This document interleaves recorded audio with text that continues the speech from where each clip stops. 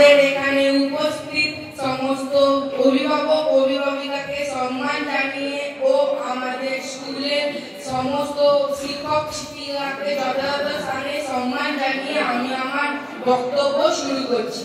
আমি দশম শ্রেণীর ছাত্র দীপম ঘোষ। আজ কন্যাশ্রী সম্পর্কে কিছু কথা বলতে চাই। আমার প্রথম বিপক্ষের বন্ধুরা যেটা বলল যে আমাদের কাছে নাকি কোনো উপযুক্ত যুক্তিবাদী বা কোনো কথা নেই, সেটা পুরোপুরি ভুল।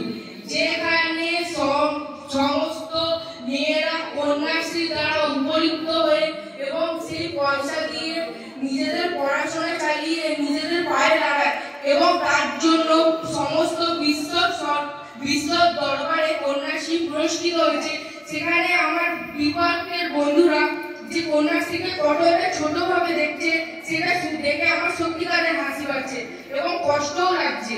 যেখানে মেয়েরা এই কন্যাশ্রী প্রকল্পের জন্য আমাদের সমাজের দৃষ্টি উঁচু করে বাঁচতে পারছে, সেখানে তারা এটাকে ছোট করে দেখছে। এই সরকার 13 বছর বয়স থেকে 1000 টাকা এবং 18 বছর বয়স পূরণ হলে 25,000 টাকা দেওয়াই শুধু কন্যাশ্রীর মূল উদ্দেশ্য নয়।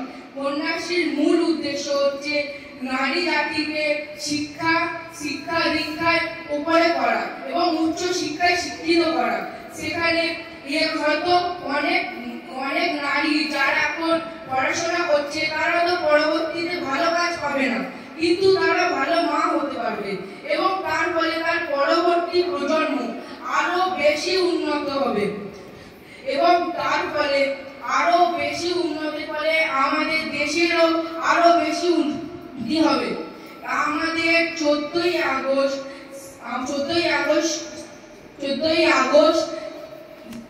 পালনের মাধ্যমে নারীরা তাদের সম্মান এবং তাদের স্বাধীনতার প্রচার ঘটায় এবং বলে যে আমরা নারী, আমরা সব পারি। এটা বলতে তারা বোঝাতে চায় যে তারাও এগিয়ে আছে, সমস্ত দিক দিয়ে তারা এগিয়ে আছে এবং তার সাথে সাথে তারা উচ্চ শিক্ষায় শিক্ষিত হচ্ছে এবং তারা তাদের পড়াশোনা চালিয়ে যাচ্ছে। আমাদের স্কুলেও অনেক এমন টিচার আছে যারা মেয়ে এবং আমাদের স্কুলেও অনেক ছাত্র বা ছাত্রী আছে যারা মেয়ে এবং আমার বিপক্ষের বন্ধুদের মধ্যেও মেয়ে আছে। তারা নিজেরা কন্যাশ্রী টাকা পাচ্ছে এবং তারা নিজেরাই সেটাকে খারাপ বলছে, নিজেও তো নিচ্ছে, আবার বলছে যে নাকি না ভোটাশ্রী। যদি এটা ভোটাশ্রী হবে তবে তাহলে এই কদিন আগে অনেক টিচারকে বাদ দিয়ে দেওয়া হলো।